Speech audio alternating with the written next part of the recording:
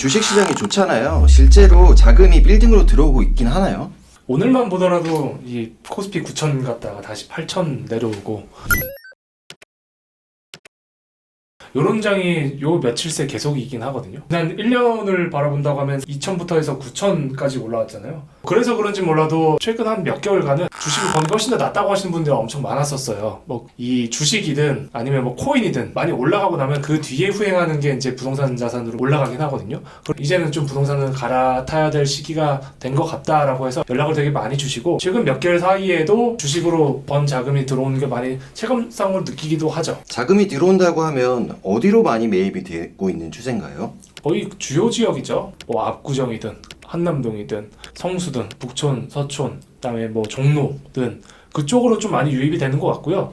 실거래가 보면은 주로 많이 되는 구가 강남구 아니면 종로구가 요새 1, 2위 계속 다투고 있거든요. 주식을 많이 벌었다라는 거는 결국에는 이제 기업이 산다는 건 아니고 개인으로 많이 버신 분들이 사는 건데, 그런 분들이 투자하는 그 금액대 자체가 30억에서 한 100억 언더가 되게 많고요. 이제 100억 넘어가고 뭐 200억 언더 뭐 이런 건물 같은 경우에 대부분 뭐 사옥이나 아니면 병원을 쓰거나 뭐 이런 것들이 많다 보니까 외국인들이 또 많이 오는 그런 상권의 주요 지역에 계속 이제 그런 자금이 또 들어가고 있는 것 같다라고 말씀드릴 수 있을 것 같아요. 주식하고 건물 투자, 만약 하나만 하실 수 있다면 어떤 걸 추천하실까요? 저는 사실 지금까지 이제 부동산 투자나 이 중개로 돈을 번 사람이고, 요새 뭐 주식장도 워낙 좋다 보니까 제가 이번 주식장을 하면서 진짜 가장 느끼는 게 뭐냐면은 한국 주식에 세금이 딱히 없잖아요. 예를 들면은 부동산은 개인으로 투자한다라고 양도소득세 내야 되고, 법인으로 투자한다라고 하면은 법인세 내야 되고, 다시 그거를 개인한테 갖고 올라가고 하면은 뭐 배당을 받든 아니면 월급을 내려받든 다시 한 번 더 이제 세금을 내야 되는 구조가 생기거든요. 근데 주식은 내가 버는 수익률 그대로 수입이 돼서 돌아오니까 세금이 없이 그게 너무 편하고 좋고 하더라고요. 다만 굳이 하나를 고르자라고 하면은 제 성향상에는 사실 부동산이 더 맞기는 해요. 그냥 해놓고 기다리고, 요새 주식장이 워낙 막 왔다 갔다 하고 너무 힘들고 하다 보니까 제 정신도 조금 힘들어지긴 해요. 매일같이 막 들여다보고 있는 스타일은 아니긴 한데 요새는 조금 들여다볼 수밖에 없게 그런 장이 펼쳐지더라고요. 그래서 그런 것 때문에 조금 굳이 하나 뽑자고 하면은 부동산으로 하겠습니다. 네. 강남 빌딩에 네. 투자하면은 어떤 게 좋을까요?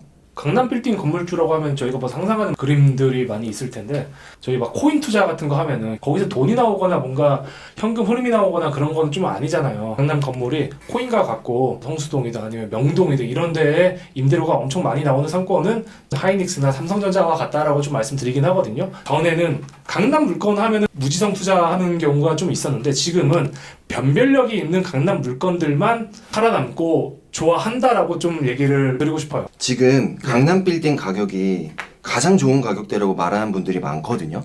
지난 뭐 30년, 40년 데이터를 뽑아보면은 계속 우상향을 했죠. 요새는 예전만큼은 엄청 많이 팔리는 시장은 아니다 보니까 저희가 생각하는 금액에 좀 떨어져서 거래되는 것들이 많기는 하거든요.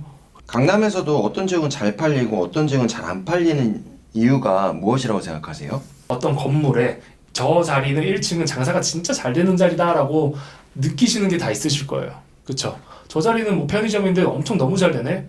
아니면 뭐 안경집인데 너무 잘 되네? 이런 게 있을 거예요. 거기를 사용하는 사람과 조금 더 안쪽에 들어가서 뭔가 그냥 주택 건물인 건물과 아예 금액 자체가 좀 다르긴 할 거잖아요. 누가 어떠한 사람이 어떤 연령대가 어떠한 목적을 갖고 무슨 소비를 하는 것인가를 가장 중점적으로 봐야 되는데, 소비자들이 거기서 쓰는 소비가 다르다 보니까 이 금액 차이가 계속 다 날 수밖에 없는 거거든요. 그러니까 다 달라요. 그 도로 하나 차이도 다 다른 게 강남 상업용 부동산 시장입니다. 한남동이 부촌이고 신사동이 부촌이고 압구정이 부촌이다 보니까 그쪽 동네에 그런 소비력이 높으신 분들이 대부분 많이 살다 보니까 그쪽 동네의 건물들은 되게 비쌀 것이다 라고 생각을 하는데, 뭐 예를 들면은 그럼 시그널 앞에 있는 건물들은 다 비쌀까요? 그렇진 않거든요. 이게 상권이 어떻게 형성이 되고 거시적으로 봤을 때는 그 동네에 있는 건물들이 비쌀 확률이 높긴 하다. 다만 미시적으로 하나하나 들어가다 보면은 아닌 경우도 워낙 많다. 혹시 데이트하면서 좋았던 곳 추천해 주실 만한 곳 있으실까요? 종로 상가에서 뭐 낮에 시작을 합니다. 낮에 시작을 해서 그 뒤에 이제 익선동으로 들어가서 익선동에서 한옥 있는 뭐 카페도 가고 거기서 뭐 맛집도 가고 해서 어쨌든 일반적인 그런 우리가 볼 때 많이들 볼 수 있는 그런 건물들은 아니니까 거기 막 한옥집들이 있고 막 그런 것들이 새롭고 그러잖아요. 그래서 그쪽에서 데이트하고 인사동으로 빠져서 인사동에서 쭉 올라가서 북촌까지 올라가요. 막 편지 쓰는 거 있고 그런 막 컨텐츠가 살짝은 있어요. 막 자리가 좀 불편하긴 한데 그리고 좀 박혀 있습니다. 거기서 되게 이제 오밀조밀 아기자기하게 뭔가 하기 재밌거든요. 그 위쪽으로 올라가면은 이제 삼청동으로 빠지게 돼요. 팥죽이나 아니면은 뭐 떡볶이 같은 거 하나 먹고 그리고 다시 저녁에는 다시 종로 3가 쪽으로 천천히 걸어와서 야장에서 술 먹거나 베스트지 않을까 싶네요. 이게 좀 직업병일 수도 있는데 어느 지역 가면은 제가 보고 싶었던 그런 건물들이 있어요.